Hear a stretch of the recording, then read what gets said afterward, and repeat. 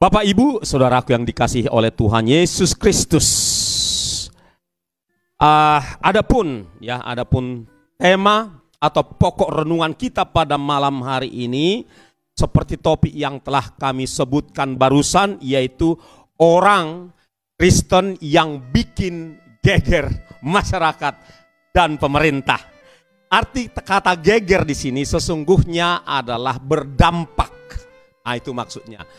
Jadi orang Kristen yang berdampak baik bagi masyarakat maupun bagi pemerintah, bahkan bagi dunia.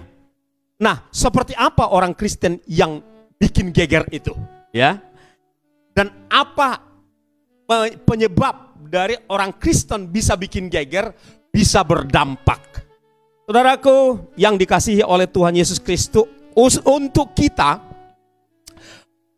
melihat ya Kristen yang seperti apa yang bikin geger atau yang berdampak ini, kita harus melihat kepada sejarah berdirinya gereja, ya. Sejarah berdirinya gereja persis pada hari Pentakosta, ya.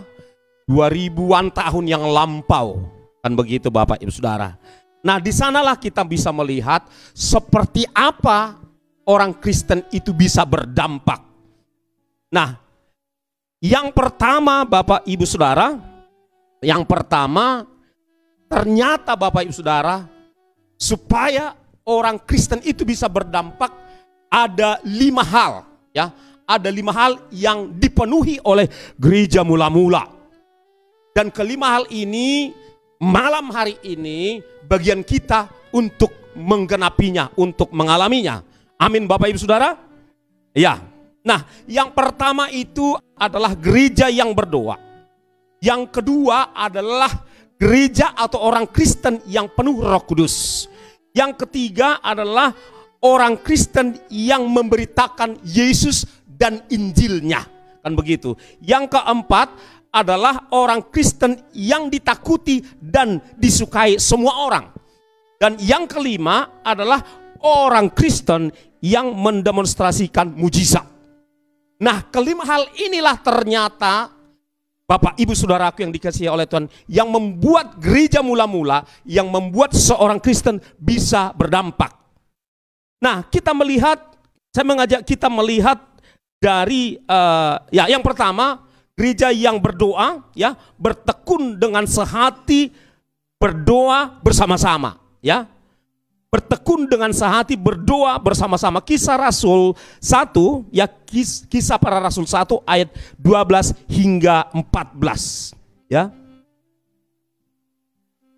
Kita akan sama-sama membacanya, Bapak Ibu Saudara, ya. Saya akan bacakan bagi kita. Ya, saya akan bacakan bagi kita, Bapak Ibu Saudara boleh mengikutinya. Ayat yang ke-12 saya mulai. Maka kembalilah rasul-rasul itu ke Yerusalem dari bukit yang disebut Bukit Zaitun, yang hanya seperjalanan Sabat jauhnya dari Yerusalem.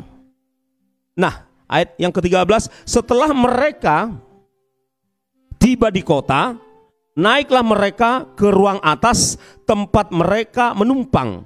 Mereka itu ialah Petrus dan Yohanes, Yakobus, Andreas, Filipus, Thomas, Bartolomeus dan Matius, Yakobus bin Alfeus dan Simon orang Zelot dan Yudas bin Yakobus. Ayat 18, mereka semua bertekun dengan sehati dalam doa bersama-sama dengan beberapa perempuan serta Maria ibu Yesus dan dengan saudara-saudara Yesus. Mereka ada di loteng Yerusalem berdoa karena Tuhan Yesus yang memerintahkan mereka supaya tidak meninggalkan Yerusalem. Mereka taat, mereka bersehati, bersatu bersama-sama berdoa di loteng tersebut. Mereka tidak tahu harus berapa hari dan berapa malam. Mereka nggak tahu. Tapi mereka melakukannya saja begitu, saudaraku. Malam pertama, hari pertama dan malam pertama, berlalu. Demikian juga hari kedua dan malam kedua berlalu.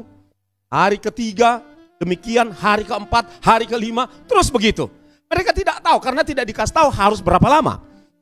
Sampai kemudian hari ke-7, ke-8, 9 dan hari ke-10 Bapak Ibu Saudara.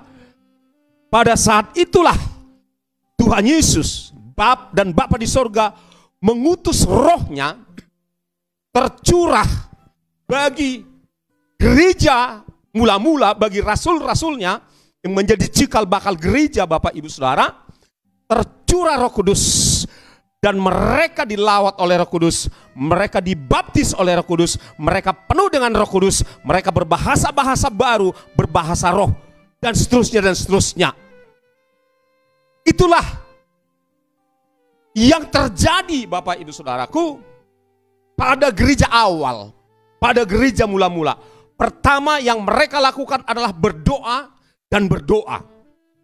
Nah, akibat dari berdoa dan berdoa tersebut, mereka dibaptis, dipenuhi oleh Roh Kudus. Itu kita lihat tadi Bapak Ibu Saudara di dalam Kisah Rasul 2. Ya, bagaimana mereka penuh Roh Kudus. Ayat 1 dan 4, Kisah Rasul 2. Ayat ya mulai dari 1 hingga 4.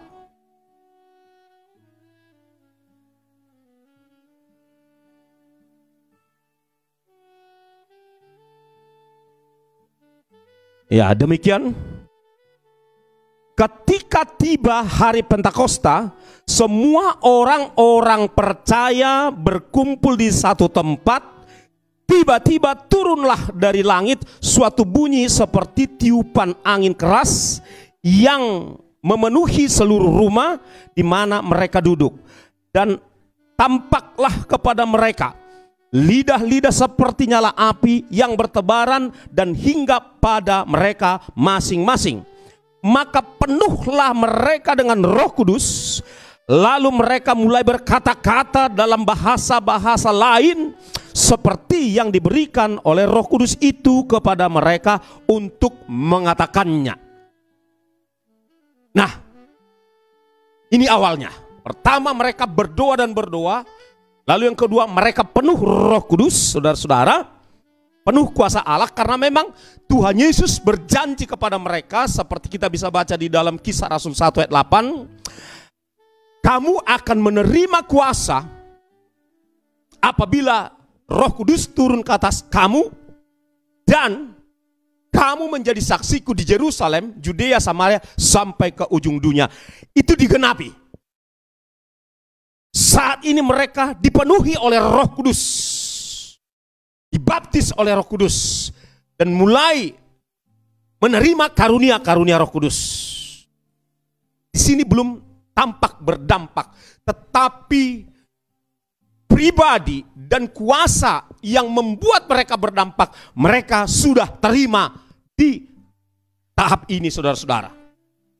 Lalu terjadilah hal yang berikutnya, yaitu saudaraku yang dikasihi oleh Tuhan, mereka memberitakan Yesus, mereka memberitakan Injil. Kita bisa lihat di dalam Kisah Para Rasul 14 hingga 15 demikian.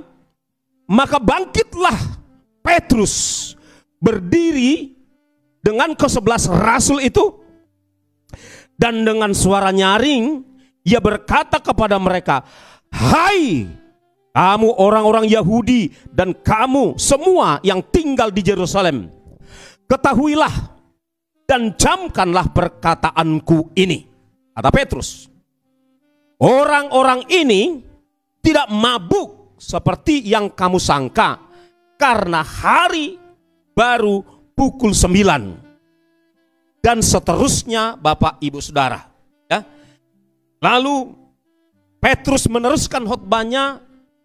Kita baca langsung ke ayat 12. Dia berkata begini, hai orang-orang Israel, dengarlah perkataan ini. Yang aku maksudkan ialah Yesus dari Nazaret. Petrus, ya, langkah yang ketiga, penyebab yang ketiga mereka berdampak adalah karena mereka memberitakan nama di atas segala nama, nama di atas segala nama yang ada di sorga, nama di atas segala nama-nama yang ada di kolong langit ini, nama di atas segala yang bernama di muka bumi ini, bahkan di bawah bumi, nama Bapa yang diberikan kepada putranya, yaitu nama Allah Bapa, Putra, Roh Kudus, yaitu Yesus. Nama itu diberitakan oleh Petrus tanpa ragu. Dia jelaskan begitu rupa, saudara-saudaraku. Dikatakan, hai orang-orang Israel, dengarlah perkataan ini. Yang aku maksudkan adalah Yesus dari Nazaret, seorang yang telah ditentukan Allah dan yang dinyatakan kepadamu dengan kekuatan-kekuatan dan mukjizat-mukjizat dan tanda-tanda yang dilakukan oleh Allah dengan perantaraan Dia di tengah-tengah kamu, seperti yang kamu tahu. Dan seterusnya hingga ayat yang ke-41, saudara-saudara. Ayat 41 dikatakan begini, ya. Oke, ayat 40 dikatakan, dan dengan banyak perkataan lain lagi Petrus maksudnya, ia memberi suatu kesaksian yang sungguh-sungguh, ya ayat 40, dan ia mengecam, menasihati mereka katanya, berilah dirimu diselamatkan dari angkatan yang jahat ini. Ini kita mulai melihat keberanian Petrus yang telah berdoa selama 10 hari 10 malam, dan yang telah penuh Roh Kudus itu, dan yang telah memberitakan nama yang berkuasa itu. Di sini keberaniannya semakin naik, dan semakin besarlah keberanian Petrus, Bapak Ibu Saudara. Kalau tadi dia masih menjelaskan siapa Yesus, sekarang dia mulai masuk satu langkah menegur. Bukan saja menegur, tetapi mendorong mereka untuk memberi dirinya diselamatkan dari angkatan yang jahat. Wow, nampak bertumbuh dampak itu, pengaruh itu, urapan itu, saudara-saudara. Lalu kita masuk ayat yang ke-41. Orang-orang yang menerima perkataannya itu, apa yang terjadi? Memberi diri dibaptis. Wow, haleluya. Memberi diri dibaptis.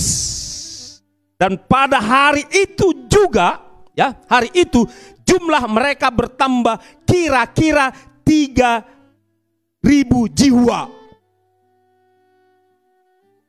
3.000 jiwa. Ada kebiasaan bagi bangsa Yahudi tidak mencatat wanita dan anak-anak. Jadi 3.000 jiwa ini pria. Sangat mungkin ada juga wanita dan anak-anak. Karena itu kebiasaan mereka, saudara-saudara. Jadi bisa jadi lebih dari 3.000 jiwa pada kali pertama Petrus berkhotbah. Haleluya. Ada amin, saudaraku? 3.000 orang. Sekarang dampaknya langsung nyata, langsung berbuahkan jiwa-jiwa 3.000 dan kemungkinan lebih. Wow, dahsyat, saudara-saudara. Saya teruskan. Ya, sudah mulai nampak di sana, ya. Oke. Yang keempat, ditakuti dan disukai semua orang. Itulah orang Kristen yang berdampak. Ini kita bisa lihat dari Kisah Rasul 2 ayat 43 dan ayat 47. Haleluya. Haleluya. Saudara bersemangat malam hari ini mendengarkan kabar baik ini?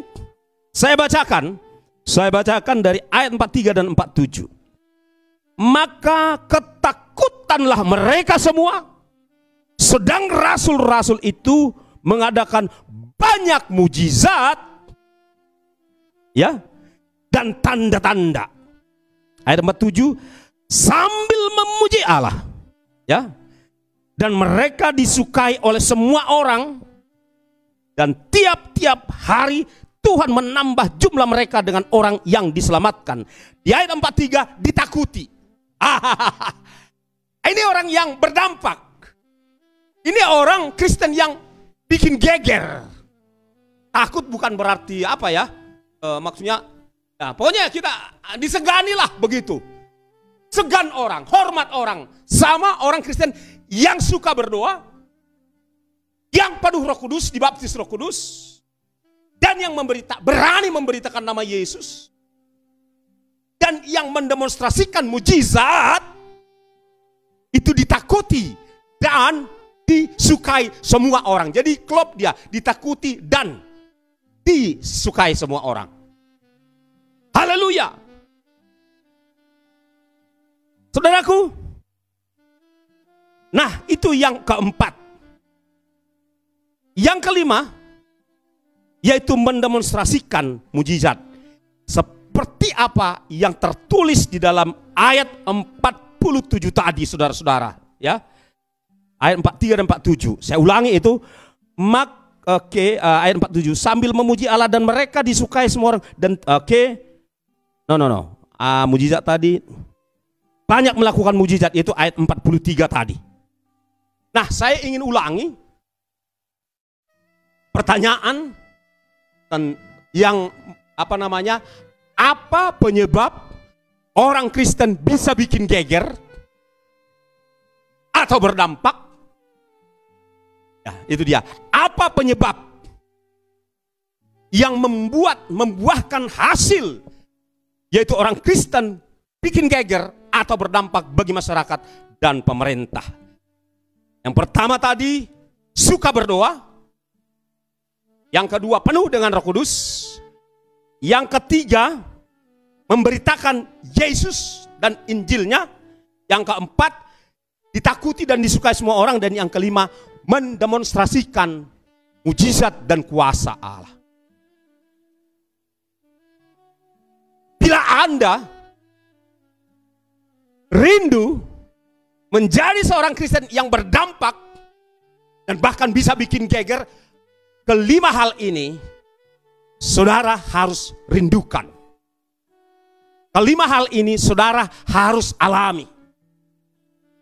Tidak ada jalan pintas untuk seorang Kristen itu berdampak atau bikin geger kecuali kelima hal ini. Saudara harus menjadi pribadi yang suka berdoa. Saudara, mulai malam hari ini harus ubah kualitas doanya, jam doanya, intensitas doanya. Harus diubah. Saudara punya kebutuhan, ya berdoalah. Jangan resah, jangan gelisah.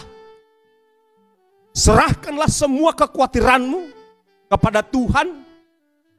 Dengan berdoa, mengucap syukur kepada Tuhan. Jadi, adakah saudara pada malam hari ini mengalami atau sedang menghadapi masalah? Berdoa saja. Berdoa saja. Ya, banyak berdoa, makin banyak berdoa, makin bagus. Bahkan bila perlu, hanya menyembah saja.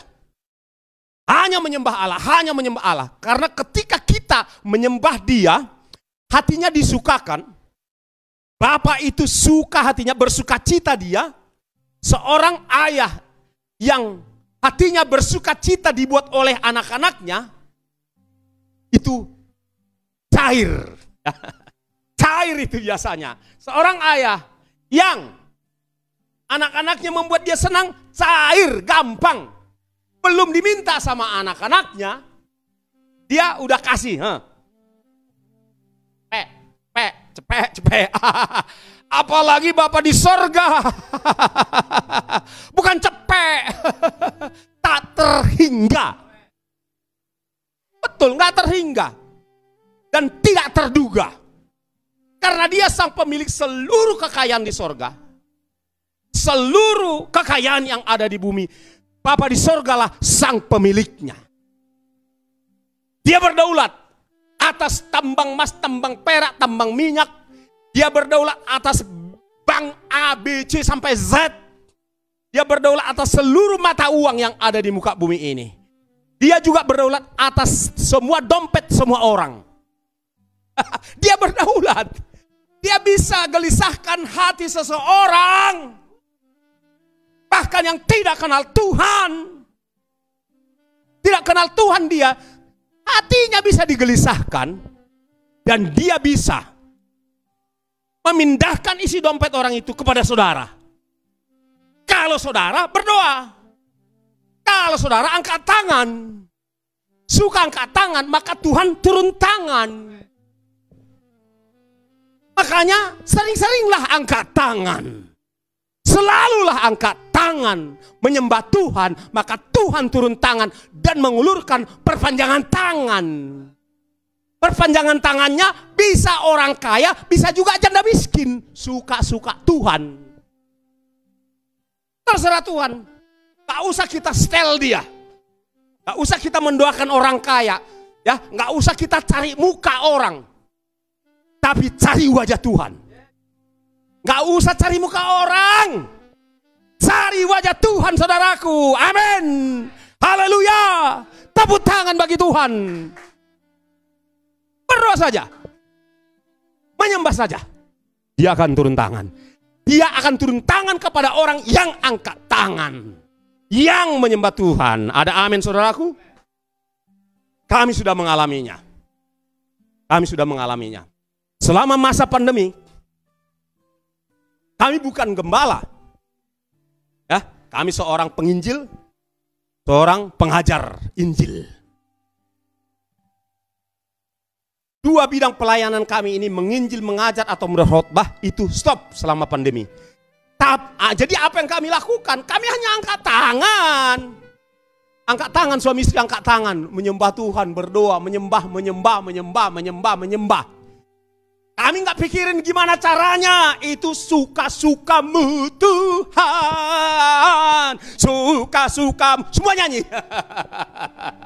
Suka-suka Tuhan gimana caranya. Nggak usah kita setel dia. Nggak usah kita duga-duga, kita tebak-tebak. Amin, saudaraku.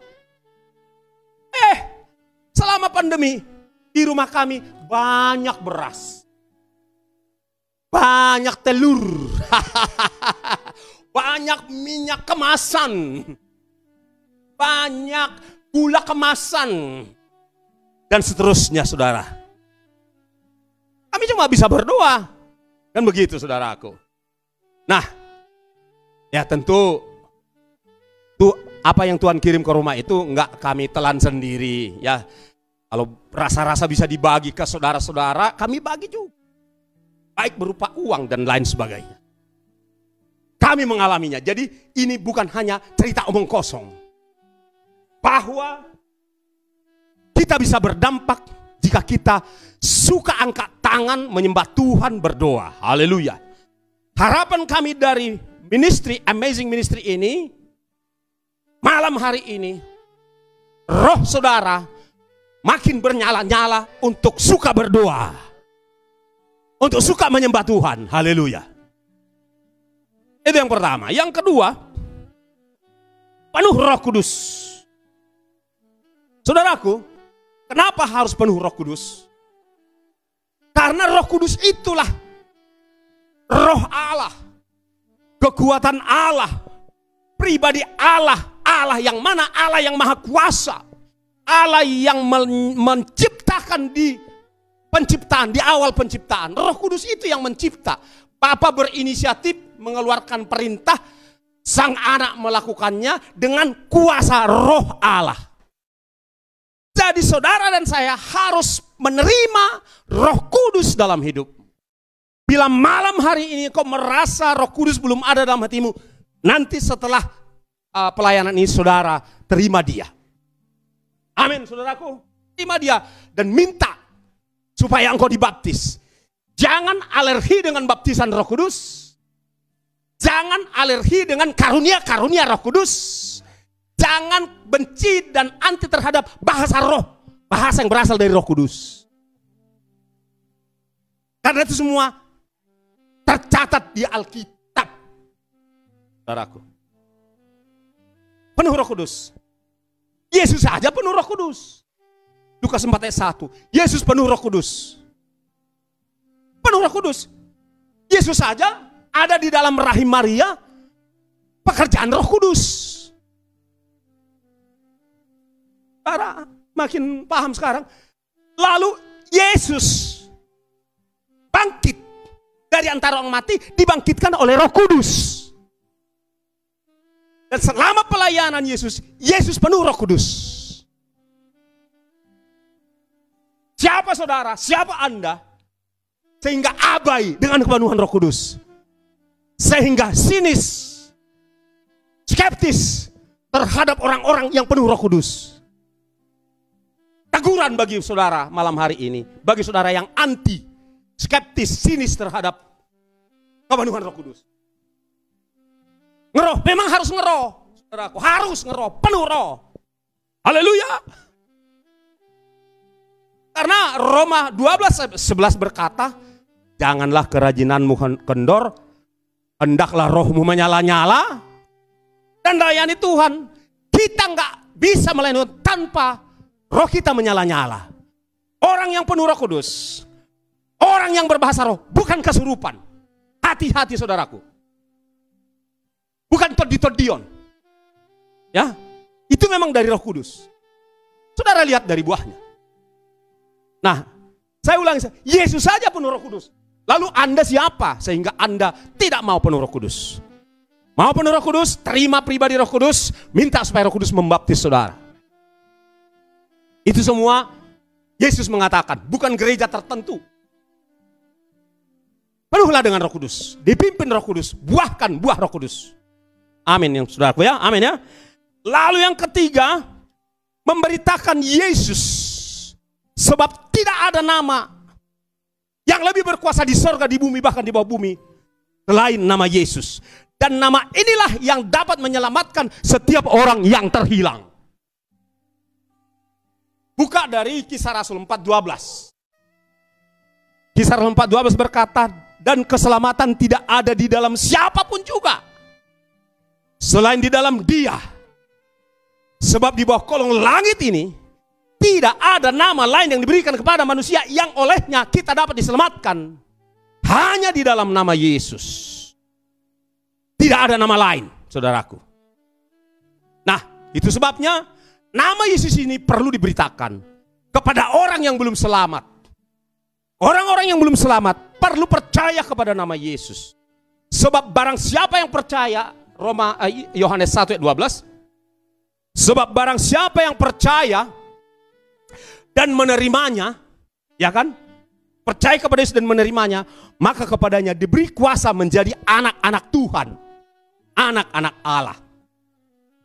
Jadi nama ini penentu, Bapak Ibu, penentu nasib. Haleluya.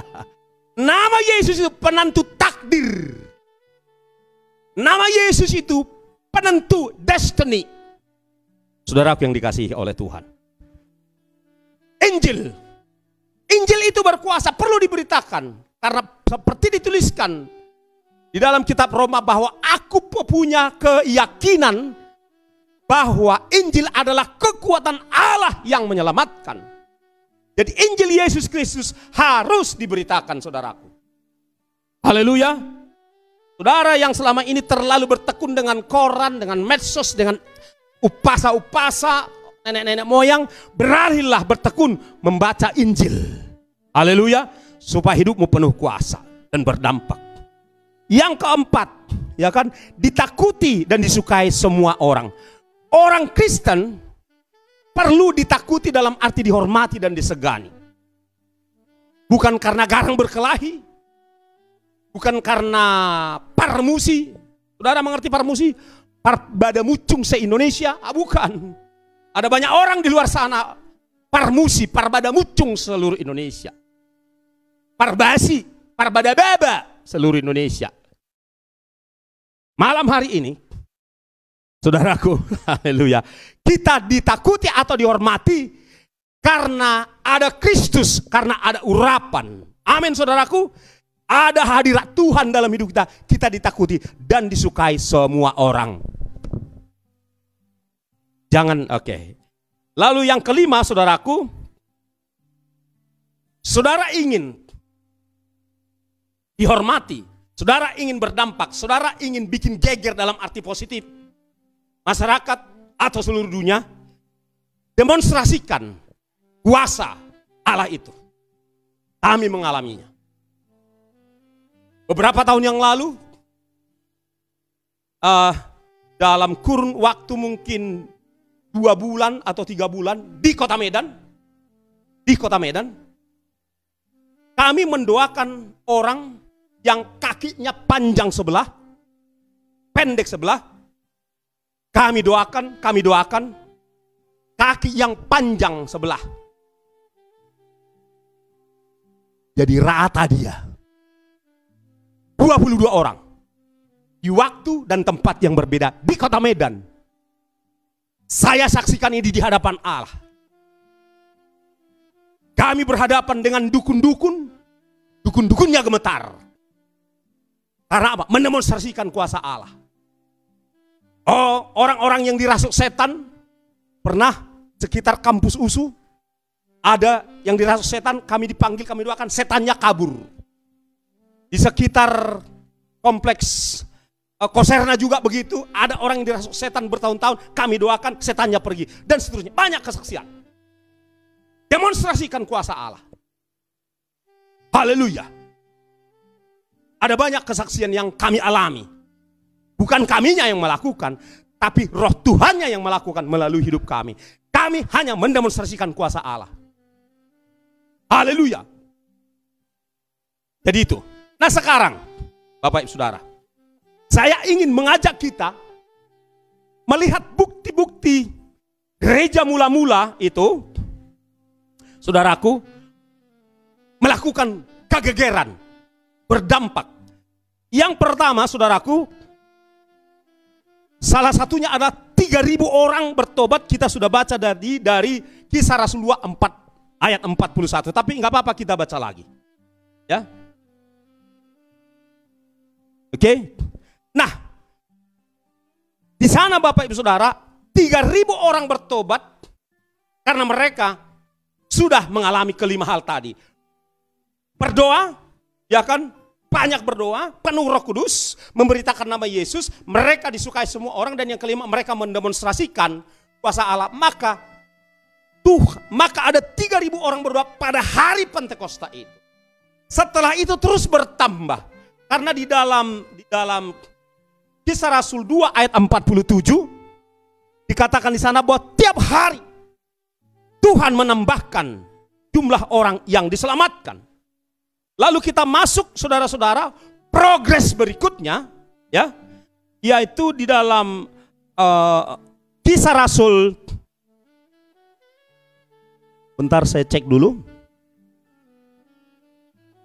Oke, di dalam perkembangan berikutnya, Bapak Ibu Saudara, ada 5.000 orang laki-laki, ya, yang percaya. Bertambah 5.000 orang laki-laki, tadi udah ada 3.000-an, dan setelah 3.000 ada terus ditambahkan, lalu kemudian tambah lagi 5.000 orang, Bapak Ibu Saudara yang dikasihi oleh Tuhan.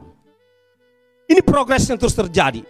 Nah, lalu yang berikutnya, bukti yang berikutnya, masyarakat geger karena mujizat yang dilakukan oleh murid-murid itu. Kisah Rasul 3 ayat 6 dan 9. Kisah Rasul 3 ayat yang ke-6 hingga yang ke-9. Oke. Nah, apa yang terjadi di sana, saudaraku? Ya, apa yang terjadi di sana? Ada yang bisa bantu bacakan? Bacakan di situ?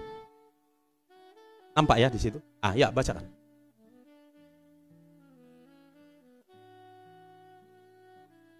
Ya. Tetapi Petrus berkata, emas perak nggak ada padaku, tetapi apa yang ada padaku kuberikan padamu. Terus, demi nama Yesus orang Nazaret yang kuberitakan itu, berjalanlah. Terus, ya,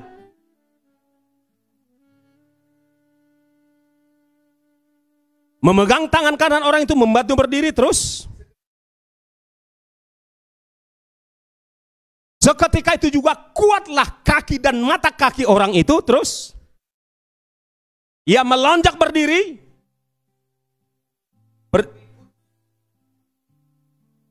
berjalan kian kemari dan mengikuti mereka. Jadi gempar. Ya, jadi gempar, terjadi kegemparan, terjadi geger. Geger masyarakat waktu itu melihat mujizat itu. Berdampak orang yang suka berdoa, penuh Roh Kudus, memberitakan nama Yesus, mendemonstrasikan kuasa Allah itu, bikin geger masyarakat. Banyak orang masuk ke dalam bait Allah. Itu dia. Nah, ini baru masyarakat, kita masuk ke pejabat. Ada juga pejabat yang dibuat geger oleh orang Kristen waktu itu. Kisah Rasul 5 ayat 22 hingga ayat 25. Ya, mohon dibacakan. Ketika pejabat-pejabat datang ke penjara, ketika Petrus dan kawan-kawan dipenjarakan karena memberitakan Yesus, terus mereka para pejabat tidak menemukan rasul itu lagi di dalam penjara itu.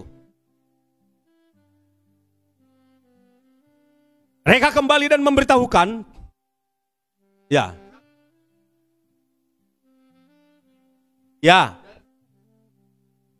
kami mendapati, kata penjaga penjara ini, kami mendapati semua pintu-pintu penjara itu terkunci dan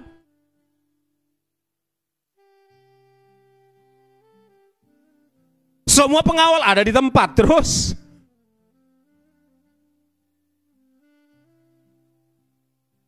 tidak, mereka buka pintu yang terkunci. Mereka berharap berjumpa dengan rasul-rasul itu, tapi nggak ada orang lagi di dalam. Terus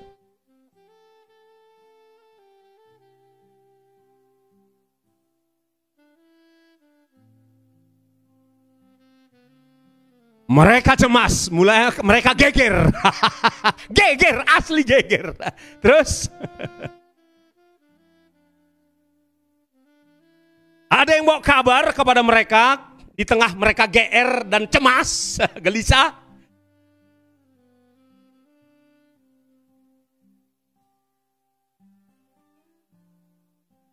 Lihat orang yang bikin geger itu, yang memberitakan nama Yesus itu, yang penuh Roh Kudus, yang suka berdoa itu, yang melakukan mujizat itu, malah sudah ada di dalam bait Allah. Orang tercengang karena pintu gembok semua. Mungkin gemboknya enggak hanya 2, bisa 3 gitu kan. Besinya juga gede-gede gitu kan, tebal-tebal gitu kan. Terkunci.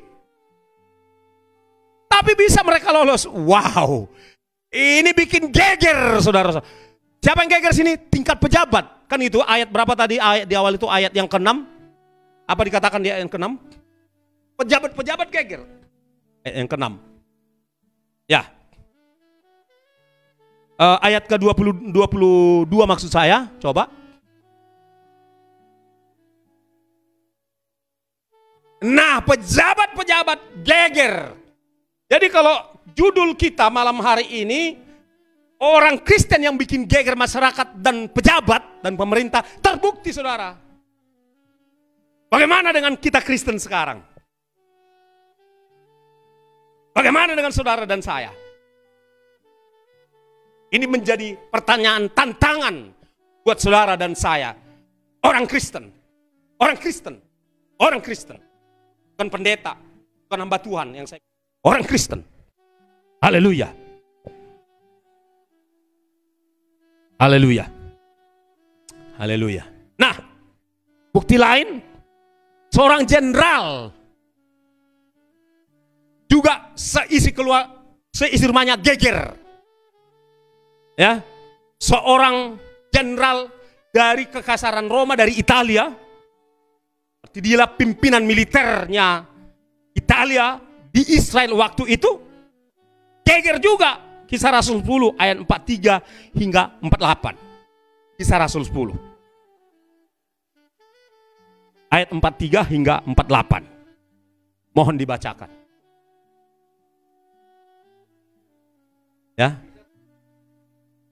Ya.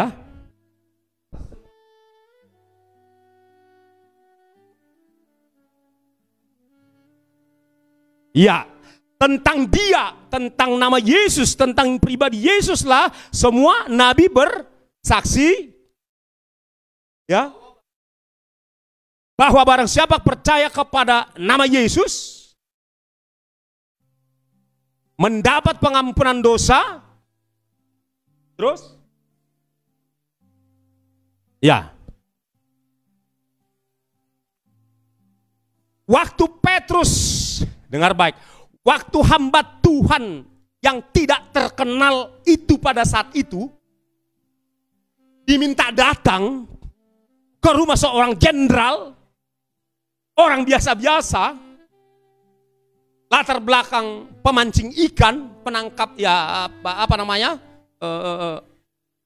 ya penjala ikan, pastilah pakaiannya juga udah bisa kita bayangkan kan gitu ya, anak potongan rambutnya agak-agak kampungan begitu kan, masuk ke rumah seorang jenderal.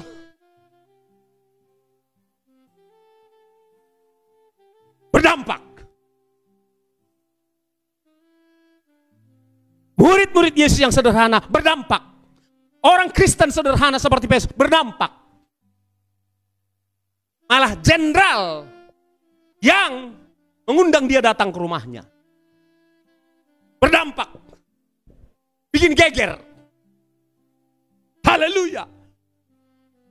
Dia bukan seorang sarjana teologi, ya kan? Bahkan dia bukan seorang MTH seperti saya.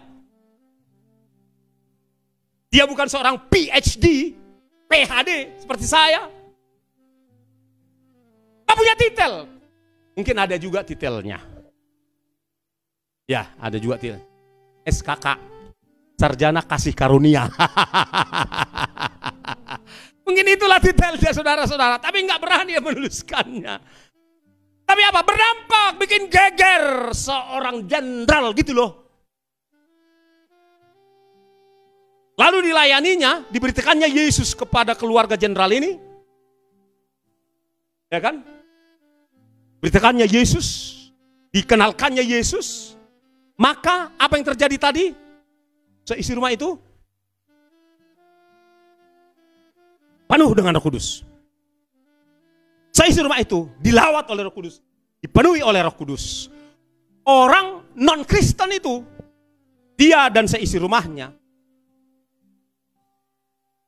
bikin geger, saudara-saudara. Jadi itulah sejumlah bukti, mewakili lebih banyak lagi bukti bahwa orang Kristen bisa bikin geger masyarakat, bisa bikin geger pejabat pemerintah. Asal engkau suka berdoa, penuh Roh Kudus, tidak hanya sekadar memiliki Roh Kudus, kemudian engkau berani memperkenalkan Yesus. Lalu yang keempat, engkau disukai semua orang. Yang kelima, kau mendemonstrasikan kuasa. Meskipun engkau bukan seorang pejabat tinggi di kantormu, di perusahaanmu, jika engkau memiliki kelima hal ini, maka engkau bisa berdampak. Semua orang Kristen bisa berdampak asal dia memenuhi 5 hal ini, saudaraku. Nah, jadi jawaban untuk pertanyaan, bisakah orang Kristen, ya kan? Orang Kristen sekarang berdampak? Jawabannya ya. Katakan iya. Katakan, aku bisa berdampak. Semua serentak, semua yang ada di sini. Aku bisa berdampak. Tepuk tangan bagi Tuhan. Bisa berdampak asal kelima hal itu. Saudaraku yang dikasihi oleh Tuhan, selain kelima hal itu, ada sejumlah hal, paling tidak 10 hal yang harus kita hindari.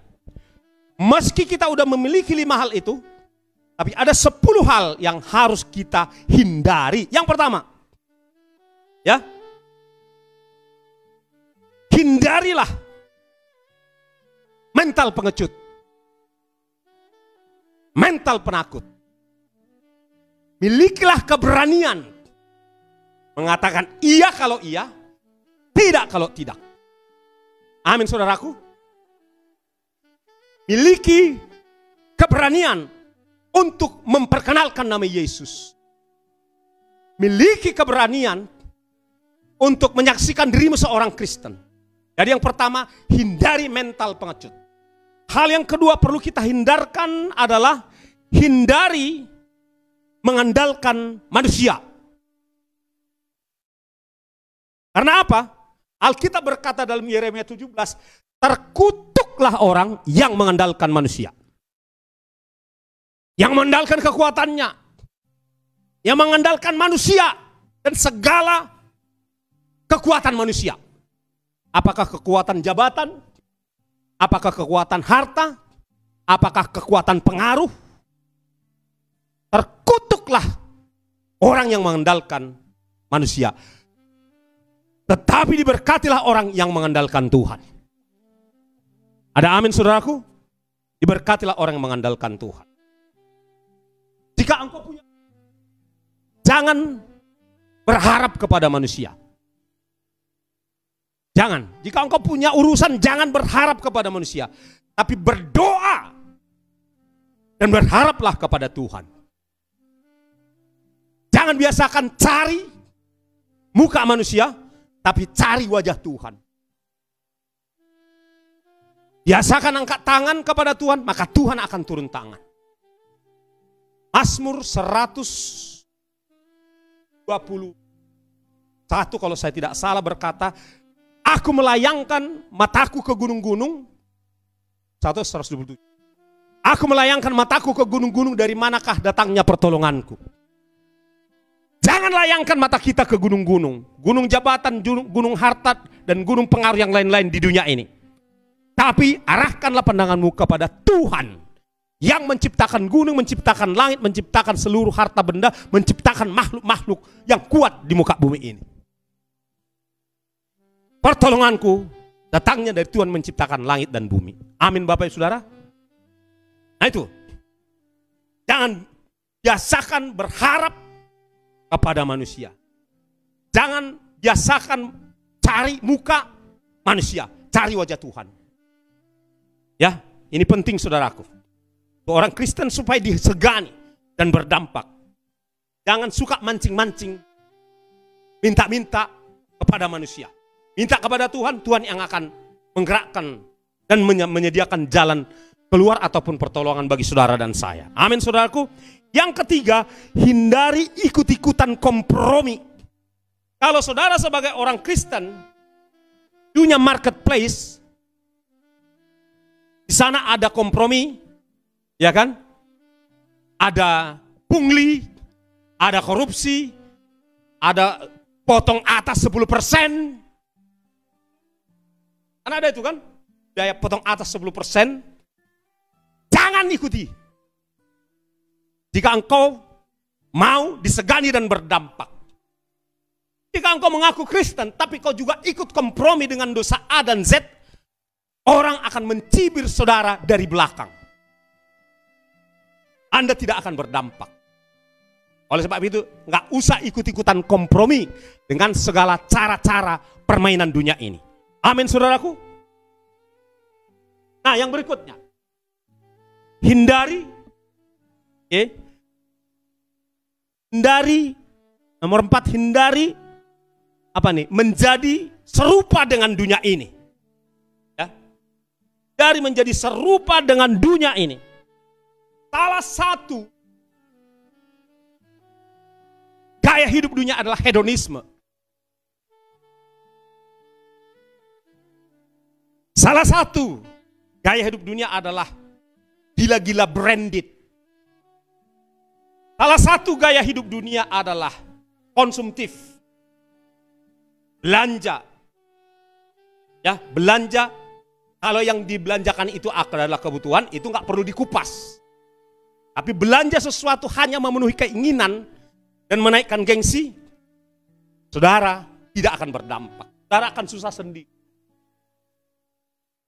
Oleh sebab itu, Jangan ikut-ikutan dengan gaya hidup dunia ini. Gak usah gila-gila penampilan. Hidup aja, tampil aja apa adanya. Ya sesuai keadaan lah, kalau pesta pakaiannya beda lah kan. Dengan ketika kita motong rumput. Kan gitu kira-kira. Tapi jangan berlebihan. Jangan ikuti gaya hidup dunia sampai membelanjakan uang yang belum di tangannya. Itu pakai gesek. Kartu kredit. Tak penting saudara. Jika engkau ingin dipercayai oleh Allah, jika engkau ingin dihormati oleh Tuhan dan disegani oleh manusia, jangan ikut-ikutan gaya hidup dunia. Gak usah, ya gak usah. Yang berikutnya, yang perlu dihindari, hindarilah jadi batu sandungan.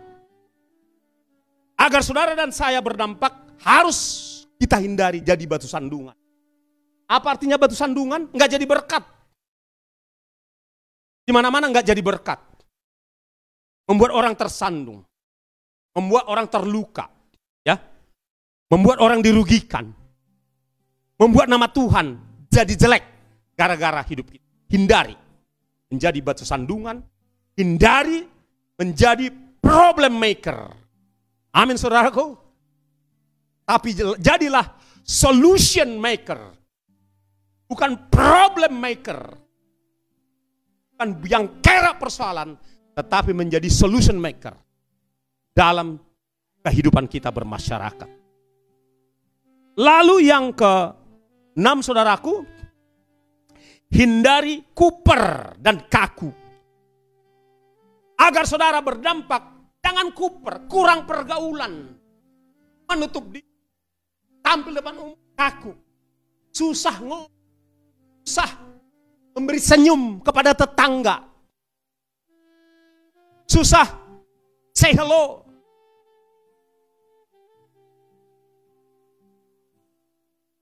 Ya, senyum aja. Sekali, 2 kali, 3 kali. Dan orang itu selalu menutup wajahnya. Nggak apa-apa, nggak usah kasih senyum lagi. Nggak apa-apa. Karena berilah hormat kepada yang patut menerima hormat. Jadi jangan kuper. Jangan eksklusif. Harus bisa bergaul dengan semua orang. Saudaraku yang dikasih oleh Tuhan, ini mengganggu. Pak, amankan dulu.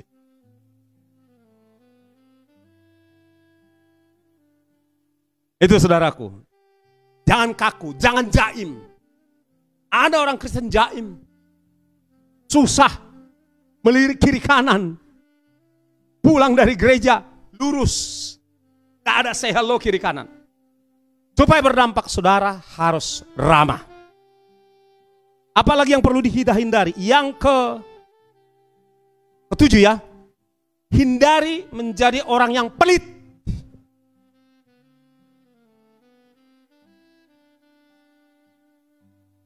Hindari menjadi orang yang pelit. Kalau ingin berdampak. Yang ngerti lah pelit ya. Gak usah saya jelasin. Iya kan? Sedih kita melihat. Di gereja contohnya. Kalau di gereja itu. Yang paling rajin mengunjungi gereja. Yaitu uang 2.000 perak. Sedangkan uang 50.000 perak jarang mengunjungi gereja.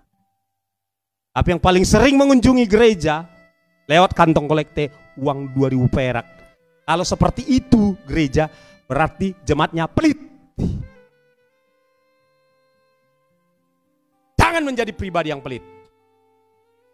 Firman Tuhan berkata, orang kikir tidak masuk surga.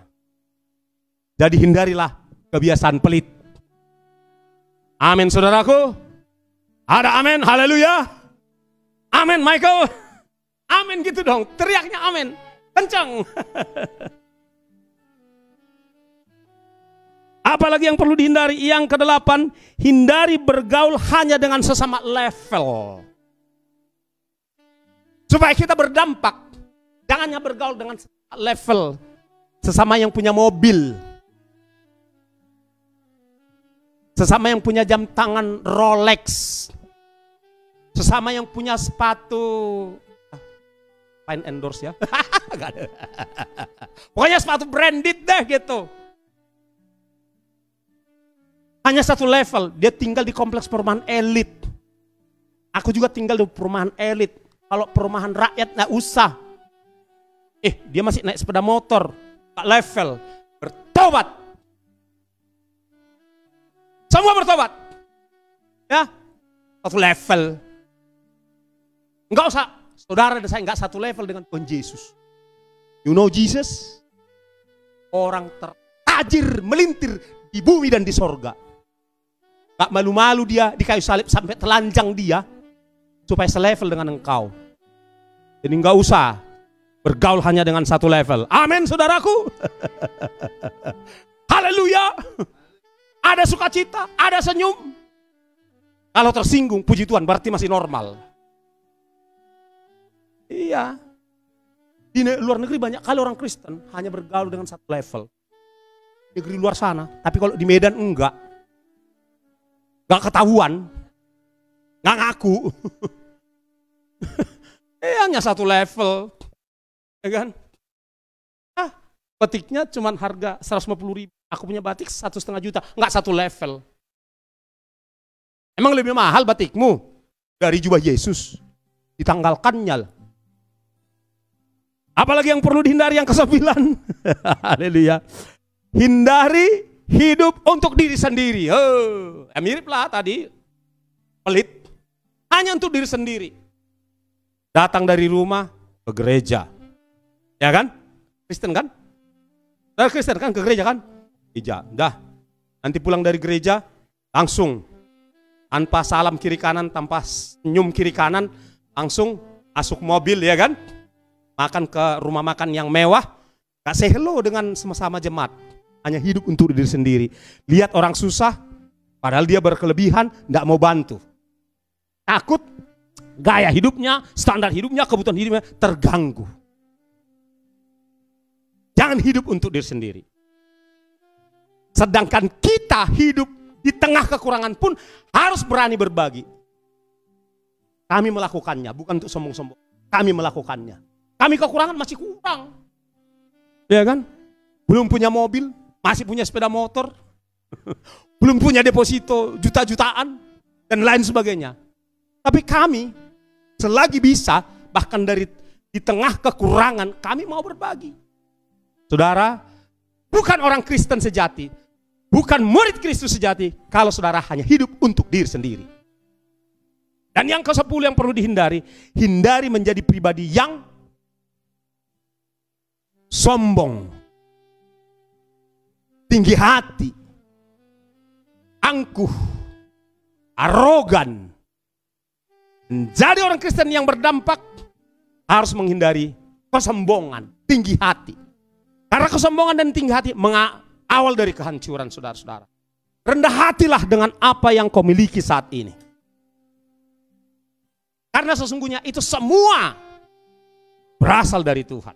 Dan satu hal untuk membuat kita tidak tinggi hati adalah kesadaran bahwa hidupmu bukan milikmu lagi. Jika engkau Kristen yang sudah menyerahkan hidupnya kepada Kristus.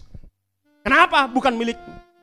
Nyawamu bukan milikmu, tubuhmu bukan milikmu, rumahmu bukan milikmu, dompetmu bukan milikmu, perusahaanmu bukan milikmu, pekerjaanmu bukan milikmu, karirmu bukan milikmu, popularitasmu bukan milikmu. Kenapa? Karena nyawamu sudah ditebus dari lubang neraka dengan harga yang tak terbayar, darah Yesus Kristus.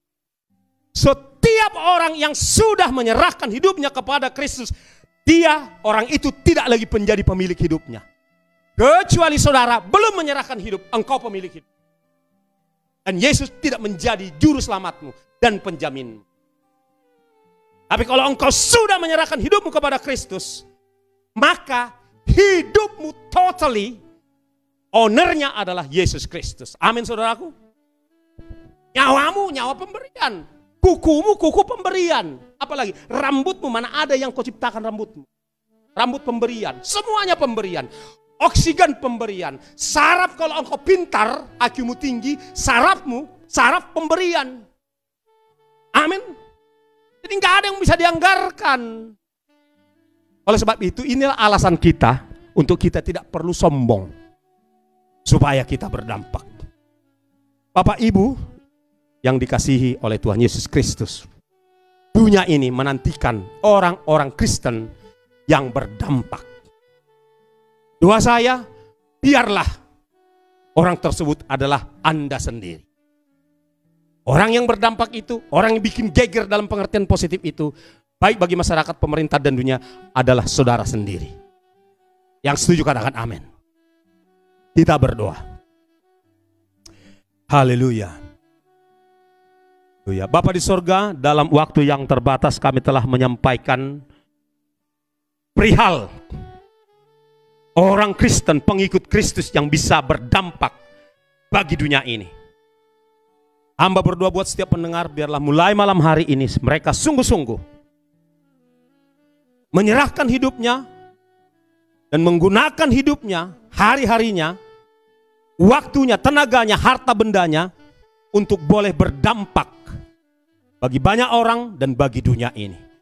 Sehingga hasil akhirnya kelak kami dijumpai oleh Tuhan adalah orang-orang yang setia, dan kami adalah orang-orang yang ikut serta masuk dalam kerajaan sorga. Ini doa kami Tuhan, tanamkan firman Tuhan ini di hati kami untuk kami menghidupinya. Roh Kudus, tolong bekerja Tuhan, menolong setiap kami untuk menjadi pelaku firman ini.